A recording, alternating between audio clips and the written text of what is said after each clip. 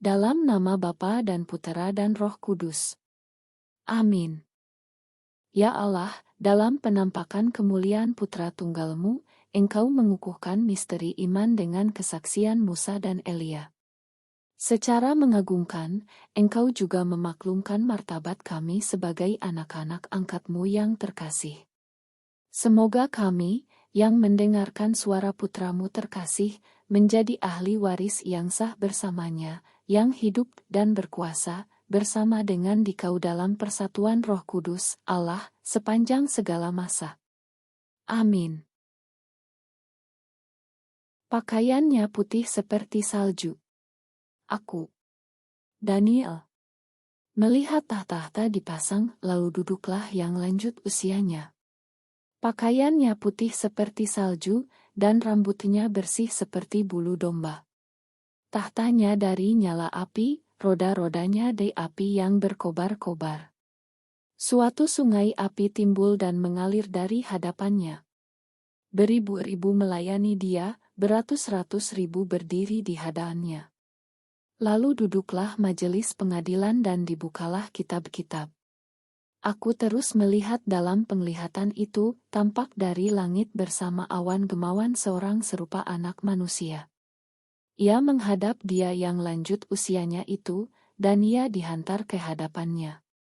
Kepada Dia yang serupa anak manusia itu diserahkan kekuasaan dan kemuliaan dan kekuasaan sebagai Raja.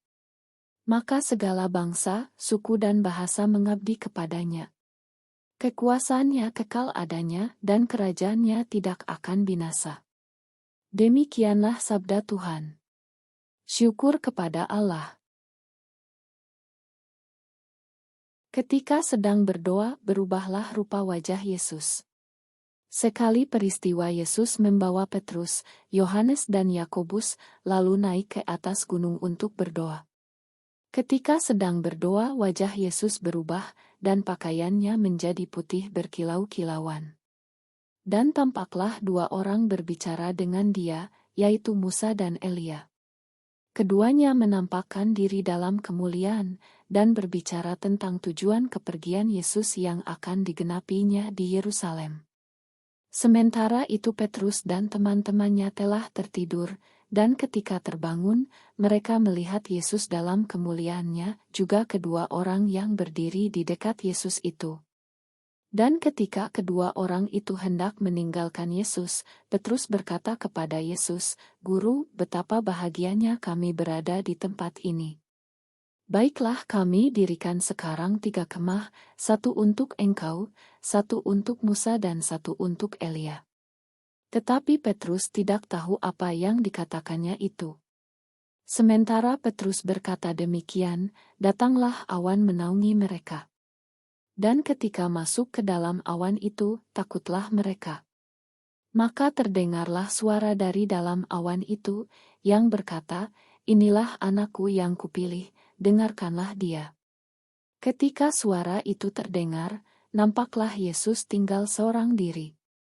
Murid-murid itu merahasiakan semua itu, dan pada masa itu mereka tidak menceritakan kepada siapapun apa yang telah mereka lihat itu.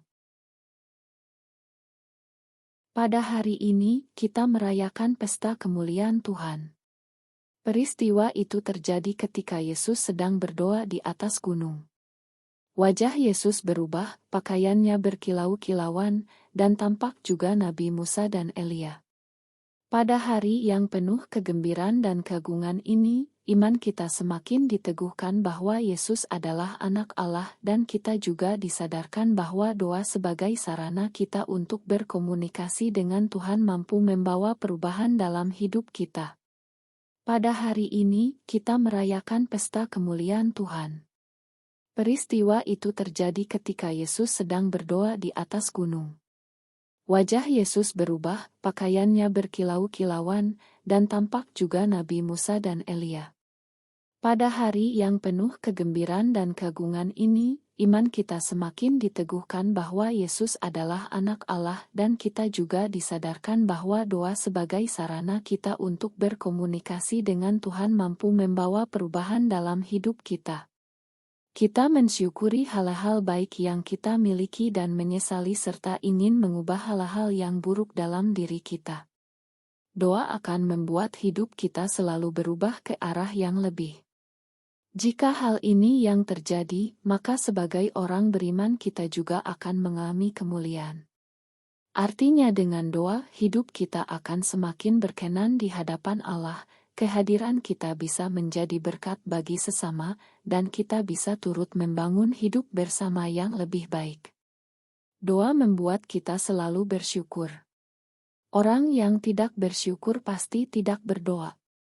Allah Bapa yang Maha Rahim, semoga kami menjadi pribadi-pribadi yang selalu bersyukur. Amin. Dalam nama Bapa dan Putera dan Roh Kudus. Amin.